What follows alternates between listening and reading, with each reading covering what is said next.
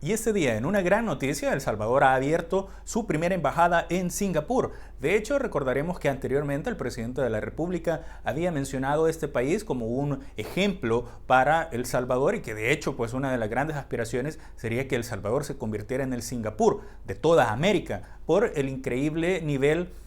tecnológico, el increíble nivel económico que Singapur ha alcanzado en momentos en los que históricamente en el pasado pues únicamente era un pequeño lugar que pues únicamente reinaba la pobreza y la miseria en ese pequeño espacio de tierra hoy llamado Singapur, pero que con las políticas adoptadas en aquel momento, tanto en educación, en seguridad, en economía, se convirtió en una de las grandes potencias del mundo. A eso es a lo que aspiramos también nosotros como salvadoreños. Así que ahora El Salvador ya tiene su primera embajada en este país, Singapur. Y de hecho fue nuestra canciller recibida por su homólogo en Singapur para pues aperturar las instalaciones de esta embajada que seguramente pues y sin lugar a dudas nos traerá grandes beneficios para poder hacer intercambios tanto culturales, tecnológicos, en innovación y muchísimas otras cosas que pues es a lo que aspiramos como salvadoreños, es tener, ahora ya tenemos un país seguro y ahora tener un país completamente desarrollado a nivel económico para que podamos cumplir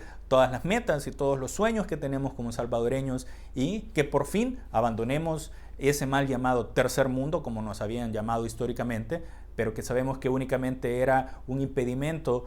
de ciertas personas que tenían pues sus intereses particulares y eso se acabó, así que hoy el país camina en el rumbo correcto. Parte de caminar en ese rumbo es establecer esas relaciones diplomáticas que pues de hecho Singapur y El Salvador ya las habían establecido desde los 70 prácticamente, pero la falta de visión y esa miopía política y esa miopía de desarrollo que nos habían tenido pues los gobernantes que habían pasado por todo el país les impidió prácticamente ver de qué forma El Salvador podía avanzar, cosa contraria a lo que sucede hoy. Es una pena y una lástima de verdad que hasta sea el 2019 que El Salvador por fin superara esa enorme barrera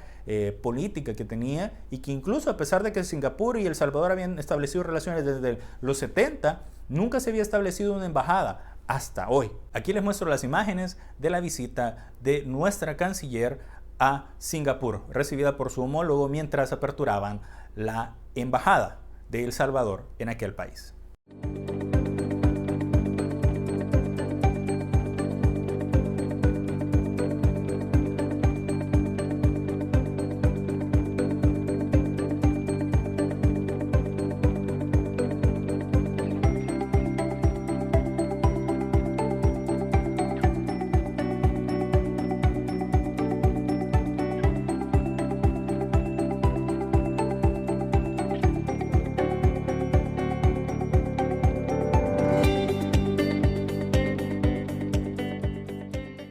Y todo esto de verdad que es muy emocionante. De hecho, El Salvador ahora establece relaciones diplomáticas con países que anteriormente tal vez incluso gobernantes pasados o administraciones pasadas ni siquiera se hubiesen imaginado por muchísimas cosas. Porque de verdad tuvimos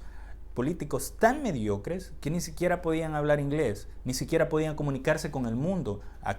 Hay que aceptarlo y sabemos muy bien que inglés prácticamente es el idioma que domina en el sector comercio, en el sector industria, en el sector de negocios a nivel mundial. No importa de qué país seas, debes hablar inglés para poder establecer esa clase de relaciones. Tuvimos gobernantes que ni siquiera eso podían hacer, no tenían ni el más mínimo conocimiento de cómo funcionaba el mundo moderno, que es como pues la oposición actualmente se encuentra aún. Ellos desconocen cómo funciona el mundo y únicamente quieren vendernos mentiras en un país que urge, en un país que tiene gente que necesita y que pide a gritos que la modernidad venga acá para que salgamos adelante.